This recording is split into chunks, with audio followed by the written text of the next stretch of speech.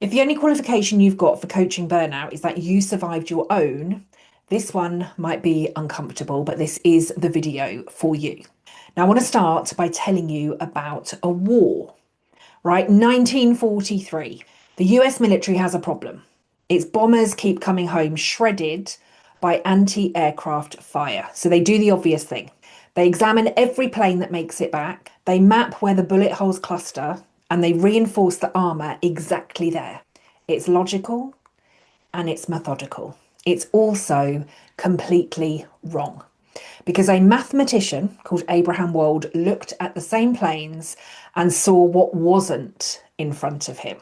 Because what was being studied was only the aircraft that came back. The ones hitting the engines, the ones hitting the cockpit, those didn't return to be measured. They were at the bottom of the ocean.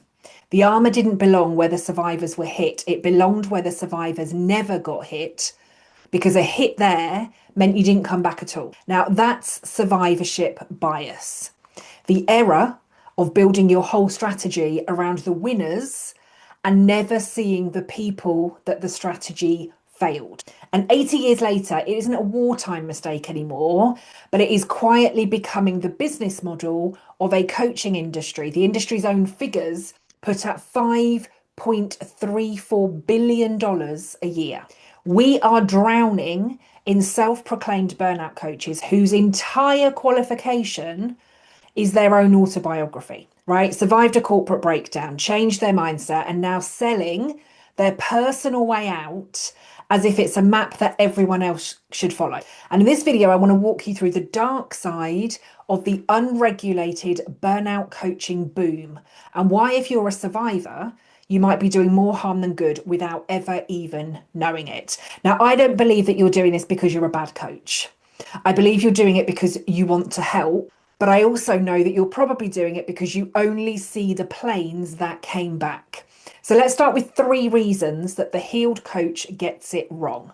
Right, firstly, a coach who healed themselves has a sample size of exactly 1. Right, survivorship bias makes you mistake your own recovery, your own healing, your own journey, your own trajectory for a universal law. Because you assume that if you cured your burnout by quitting corporate or starting a yoga practice or shifting your mindset, you assume that the same formula will work for a client. A client for whom those moves might be financially impossible or psychologically the wrong thing entirely. Secondly, survivors forget the scaffolding. What I mean by that is that you might credit your recovery to grit or to a mindset shift, but you will quietly forget that maybe you had savings or a supportive partner, maybe you had health insurance, or the fact that nobody else depended on you that year. So when a client doesn't recover on the same steps, it's tempting to read it as their lack of commitment or their problem, rather than a mismatch in resources that you never had to think about. And thirdly, burnout lives on a spectrum. Burnout can affect the brain and body in ways similar to trauma. There are different ways it presents. There are early warning signs and moments where the right move is to refer out, not to coach on. Because a coach who lived through mild career dissatisfaction or a stretch of exhaustion may genuinely believe that they survived the same thing as a client in nervous system shutdown or a trauma-induced collapse. But they didn't. And here's why this is more than a coaching style debate, right? Standard coaching assumes a baseline, right? It assumes that the client has the psychological capacity and agency to be coached and to continue to move on. But real burnout is the erosion of exactly that. So when an untrained coach applies standard performance or lifestyle strategies to a depleted nervous system, it doesn't just fail to help them, it can do real harm. And sometimes lasting harm. Now, let me show you 3 pieces of survivor logic that I've watched coaches use repeatedly, right? Coaches who say they specialize in burnout. Now, for each one of these survivor logics, I want to give you the logic, a blind spot, and the cost to the client.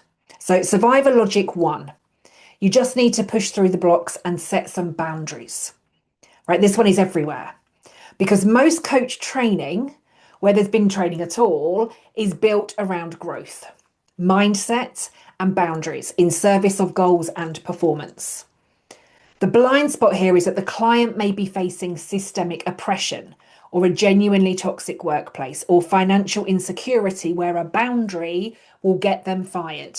And the cost to the client here is shame. They walk away feeling like a failure for not being able to will their way out of a crisis that was never theirs to will away. Survivor logic 2. I did a 30-day digital detox and it completely reset my nervous system. Right now, you can swap in any of those, like fill in the blanks, right? Swap in a 2-week holiday, a meditation retreat. You fill in whatever word works for you, but it's the same move and I hear it constantly. And the blind spot is the coach's burnout could have been exhaustion. The client's burnout could be masking clinical depression. It could be PTSD, or it could be a chronic physical illness. And the cost to the client here could be medical neglect. A condition that needs clinical or psychiatric care gets relabeled burnout, and the real intervention gets delayed. Survivor logic 3. Let's just map out your 5-year goals and get you excited about life again.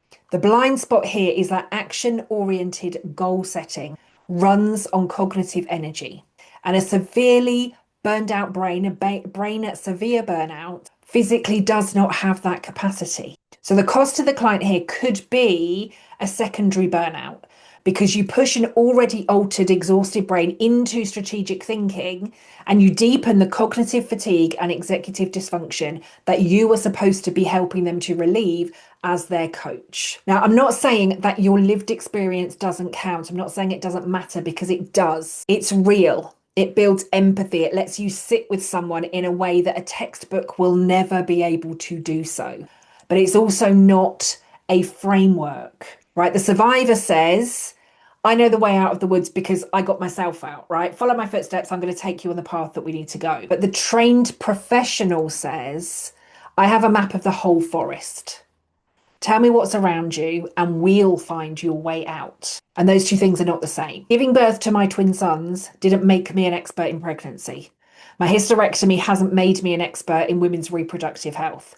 And surviving your own burnout doesn't make you an expert in everyone else's. So I'm going to say this again without apology. Your lived experience matters, but it does not equal expertise. Safe burnout recovery needs a coach who understands trauma-informed practice, somatic and nervous system regulation, the neuroscience underneath it, and how to actually coach burnout.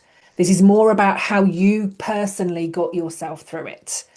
And without that, you're really not selling a methodology. You're not selling burnout coaching. You're selling your autobiography with the edges smoothed off and trying to pass it off as the way to coach burnout. Now, if you do want to be the kind of burnout coach that the world actually needs, the one with the map, not just the footprints, hit subscribe, sign up for my daily emails, and I will see you in the next video.